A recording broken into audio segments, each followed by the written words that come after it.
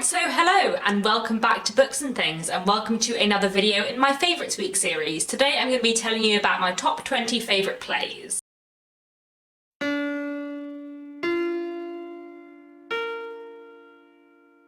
So I separated out novels and novellas into classics and contemporary, but today I'm just going to tell you about my favourite 20 plays in general. Some of these are very new, some of these are very, very old, but hopefully this will be an interesting list. I should say that some of these plays I have read and some of these plays I have seen on stage, and some of these plays I have both read and seen on stage, but I haven't necessarily read them all in the physical form, some of them I have only seen on stage. At number 20 we have Table by Tanya Ronda. This is a play from 2013, which I saw at the National Theatre when it came out and I thought was fantastic. It's a really fantastic, moving, powerful play with a really fascinating premise at its heart, because basically this play is following this history and this life of a table, and the action of the play spans kind of more than 100 years and follows everything that happens to and around this particular dining table. A lot of the narrative is to do with the same family who use this table over a long period of time, but in general it just looks at like a long period in history through like what happens to a particular table. Such a random idea, but actually is really effective and really powerful and works fantastically. It's such a fantastic play and definitely one that has really stayed with me. At number 19 I have Chimerica by Lucy Kirkwood. Chimerica is a really interesting play. It's set partly in China, partly in America, and looks at various characters over quite a long period of time, kind of mostly set in the present day when it was written, but also looking back to the 1980s and talking about kind of political and social events in China and America and how that affects the characters within the play. It's been rather a long time since I saw this play, but I remember really loving it at the time, thinking that it was really, really powerful and emotional and just fantastically done, very well acted as well, the production that I saw. So another play that definitely stays with me as a favourite. At number 18 I have Mother Courage and Her Children by Brecht. This is a play from the 1930s, but it's set during the 17th century, during the 30 Years' War. And it's about a woman and her 3 children and what they go through during this war, and it is in many ways a kind of anti-war play, and it is really, really fantastic. It's really interesting. It's one of those plays where I've seen it on stage, I haven't read it, and I don't know if I would love it as much if I had read it, because music plays quite a key element in Mother Courage, and the production that I saw quite a few years ago now at the National Theatre had like really, really amazing music. Bizarrely, the music was done by my favourite singer, Duke Special, who is like a relatively minor indie music songwriter who ended up somehow doing the music for Mother Courage, and it was fantastic because I loved the music as well as absolutely loving the story and thinking it fantastic, and also because I've like listened to the songs that were translated and written for that production. I also feel like it's just a play that's really stuck in my head. So yeah, Mother Courage is definitely another of my favourites. At number 17 we have The Iceman Cometh by Eugene O'Neill. This is a play from the 1930s. I've never seen it on stage, but I've read it, I studied it at university, and I just really, really loved it. It's really fascinating. The Iceman Cometh is set in a bar, and it's about this group of people who are all kind of brought together by going to this bar to drink, and all of them are kind of not very happy in their life, but they all sort of think that maybe tomorrow things will be better. And that's like one of the refrains throughout the play. I really love Eugene O'Neill. I think he is a fantastic playwright, and I think he writes tragic situations and sort of the tragedy of everyday life in a really, really fantastic way. I love The Iceman Cometh a lot, and definitely one that I would recommend.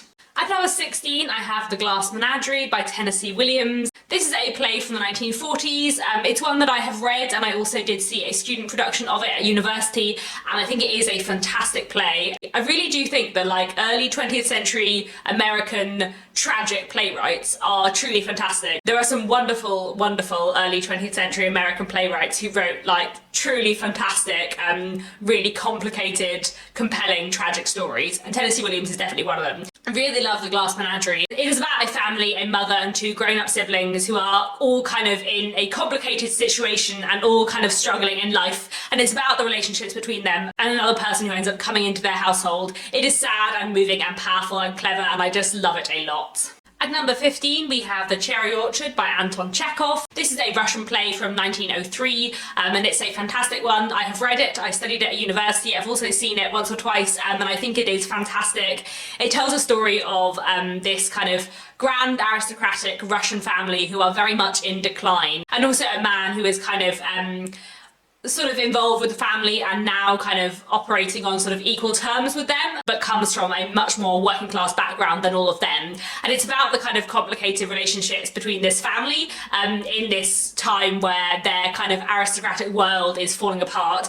And it is fantastic and powerful and clever and just, yeah, so good. The characterization in The Cherry Orchard is fantastic. I think Chekhov is a wonderful one for blending like complete terrible tragedy with like little bits of humour. And I also really enjoy how his characters all just like talk about philosophy all the time. And you kind of don't believe that no one would ever talk like that, but also it's kind of wonderful and fascinating to watch anyway. I love The Cherry Orchard a lot. At number 14, I have Love and Idleness by Terence Rattigan, which is a British play from the 1940s. I really like Terence Rattigan. I think he is a wonderful writer with a great eye for characterization, and Love and Idleness is fantastic. It tells the story of a family, a mother and her grown-up son, and what happens when the mother meets a new man and the grown-up son very much doesn't like him, and kind of like goes around the house moping and making references to Hamlet in a gloomy fashion. The young man has very left-wing views and the mother's boyfriend does not, and it's about the kind of tensions within this family. It's really moving and powerful with some very clever, thought-provoking moments, but it's also absolutely hilarious.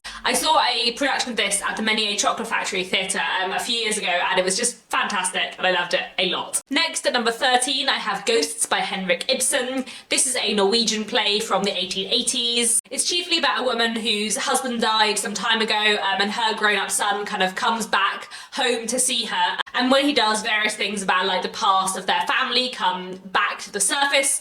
So it's all about kind of the ghosts of the past, and like all of Ibsen's work, it has a lot of social criticism in it, which I love. I think he writes about like social issues, especially to do with kind of gender and individualism, but like fantastically. Ibsen's such a great writer and Ghosts is wonderful. It's such a powerful play, so incredible, and yeah, another one that I absolutely recommend reading or going to see if you get the chance. At number 12, I have Hamlet by William Shakespeare. Definitely got to be some Shakespeare in a video on my favourite plays. This is a early 17th century play which follows Hamlet, who is the Prince of Denmark, and what happens after his father has died and his mother has remarried his father's brother. And there's some ghosts and some conflict and lots of murder. And it is just in general a fantastic play. Like, Hamlet is one of Shakespeare's most famous plays, and I feel like deservedly so, because I think it is fantastic. I think the kind of psychology and character development of it and the drama of it and the complexities of the ending, like I just think it's wonderful and I really, really love it. I think it has some of Shakespeare's best speeches in, and it's just a wonderful play.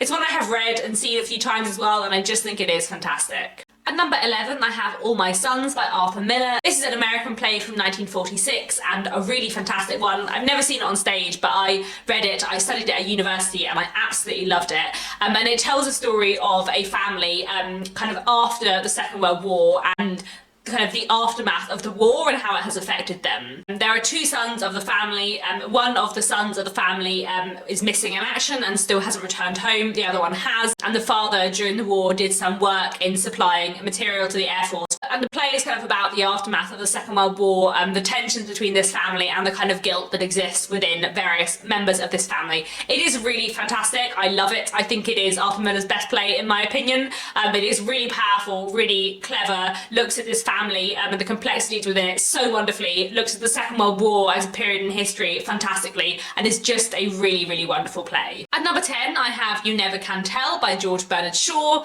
This is a late Victorian play and one that I really enjoy. I read it sometime earlier this year and just absolutely fell in love with it. I really like George Bernard Shaw, and this has been my favourite so far. It is very, very funny, very clever, with some interesting social criticism as well. We're following a family, a mother and her 3 children who've come back to England after many years abroad, and the children kind of don't really know anything about their father and are kind of curious to find out about him and what might have happened in the past between him and their mother, and everything goes on from there. There are lots of coincidences and silliness, but it's also like a really good fun, and it's just entirely delightful. I really like George Bernard Shaw. Some of his plays are more serious and more grim, and some of them have their more comic elements, and You Never Can Tell is definitely one of the comedies and a really fantastic one too. At number 9, I have A Doll's House by Henrik Ibsen. This is a Norwegian play from the 1870s and one of my favourites. I think it is a wonderful, wonderful play, a really kind of interesting work of proto-feminism and individualism as well. Like, it's all about this woman, Nora, who is living a very conventional 19th century life. She lives with her husband and her children. She devotes herself to her husband and her children, but deep inside she is dissatisfied and she feels like her life is false, and it's about her kind of self-discovery, I suppose, in this play. It's a wonderful play with fantastic moments, a really powerful ending, and I absolutely love it. At number 8, I have The Three Sisters by Anton Chekhov. This is a Russian play from 1901. It's about this family, these three sisters, who live this life that they're slightly struggling with, and they've always sort of said that they want to move back to Moscow, but something is always stopping them. And it's about their lives, their relationships with the characters around them, and a bit like The Cherry Orchard, it looks at kind of late 19th century, early 20th century Russian society in a really interesting way. I love the character relationships in The Three Sisters. I think the sisters themselves are fantastic characters and everyone around them is so interesting. Like I said when I talked about The Cherry Orchard, I love the way all of his characters talk about philosophy all the time. And even if it doesn't always feel like people talk like people talk, it always feels like people talk like people think. If that makes sense, which is something I really like in Chekhov. The Three Sisters is fantastic, so emotional, so powerful. I love the ending, it is so great. At number 7, I have A Woman of No Importance by Oscar Wilde. This is a Victorian play and one that I adore. It looks really interestingly at gender and kind of double standards in the Victorian period. The action kind of chiefly focuses around a young man and his mother. The young man has recently been taken on as the kind of protege of a wealthy aristocratic man, but it turns out this man may have met his mother before, and everything goes on from there, and it is fantastic. I love this play so much. I think the way it looks at gender and kind of complicated social issues in the Victorian period is fascinating, and the ending, like the very last line of the play, so good. I love it very, very much. At number 6, I have Julius Caesar by William Shakespeare, another Shakespeare play, because I love Shakespeare a lot. Julius Caesar is a fantastic Shakespeare play, and one that I think is really underrated. Julius Caesar is a play that is not actually really about Julius Caesar. It's more about Brutus and Cassius, two of the people who were involved in the plot to assassinate Julius Caesar. And we're basically following kind of the aftermath of Julius Caesar's death and how kind of the city of Rome slightly tears itself apart. It is compelling and fascinating and so well done. It has wonderfully powerful moments, some truly fantastic speeches, and it's just incredible. I highly, highly, highly recommend reading or seeing Julius Caesar by Shakespeare if you haven't had the chance. I feel like it is very underrated because really I do genuinely think it is probably his best play. I mean, there is a play of his that I like more, which I'm going to talk about in a second, but in terms of like sheer quality, Julius Caesar, I think it is the best. At number 5, I have Flare Path by Terence Rattigan. This is a play which was written during and is set during the Second World War, and it's kind of all about the Second World War. It's all about these various characters who are all staying at the same hotel during the Second World War, and about the kind of connections between them and the effect the war is having on their lives. I love Flare Path so much. I saw it in the theatre when I was probably a teenager, and I just absolutely fell in love with it as a play because I think it is so powerful, so well done, so emotional. It's the first play by Terence Rattigan I saw, and since then I've seen quite a few of his plays, and I just think he is fantastic. So I highly, highly recommend Flare Path and Terence Rattigan in general. He writes wonderful stories with fantastic characterization, such believable dialogue, and yeah, Flare Path is such a wonderful play. At number 4, I have Every Good Boy Deserves Favour by Tom Stoppard. This is a play from the 1970s and one that I love. It's quite an unusual play because when performed on stage, it is performed with a full orchestra, and a lot of the kind of action revolves around like music.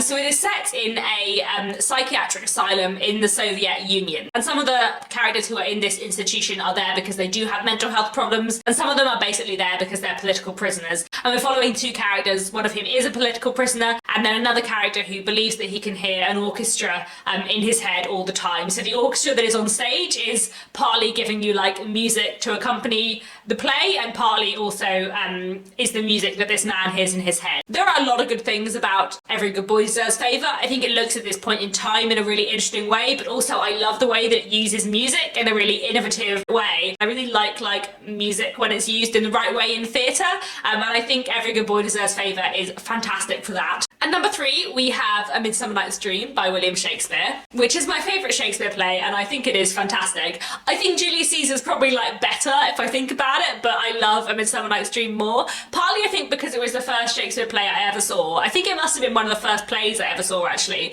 and I just like really, really love it. I think it is so fun and so funny, but also like really interesting as well.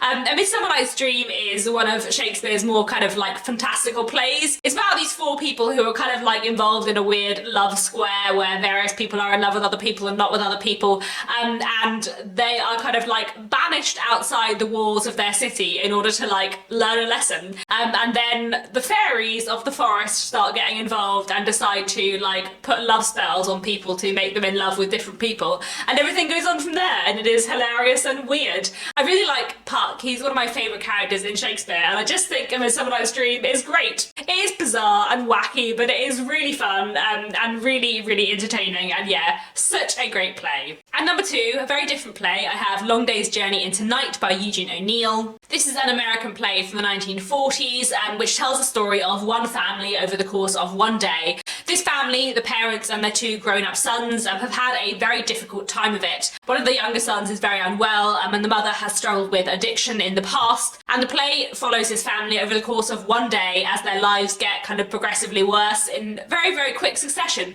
But it is truly fantastic. It is long and it is brutally miserable, but it is also like one of the best plays ever written. It is fantastic and powerful and emotional, and I just think it is absolutely superb, and I love it. I studied it at university, and I remember reading this play for the first time and just being completely blown away by the sheer amazing emotional impact of it. It's fantastic, and I cannot recommend it enough. But at number one, my favourite play of all time is Spring Storm by Tennessee Williams. This is one of Tennessee Williams' first plays. He wrote it in 1937, but it was actually never performed until the 1990s. Spring Storm tells the story of various young people living in a small town in the USA, chiefly a woman called Heavenly, who is kind of torn between two very different men, one of whom she loves but her family considers kind of inappropriate, and the other of whom her family considers a much better match, but she doesn't really know what she thinks of him. And then we're also following another character, a librarian called Hertha, who I really, really like. There is so much I love about Spring Storm. I think the dialogue is fantastic. I think the characterization is amazing.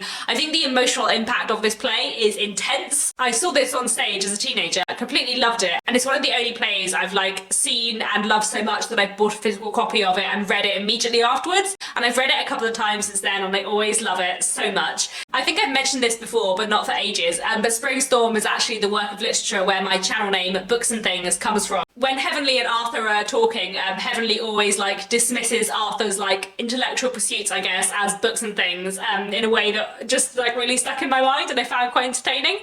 So yeah, I love Spring Storm a lot. It is heartbreaking and powerful and fantastic. It's great. Highly, highly recommend it. And that's it. Those are my top 20 favourite plays. Please do let me know down in the comments what your favourite plays are, and otherwise I'll be back tomorrow with another bookish video.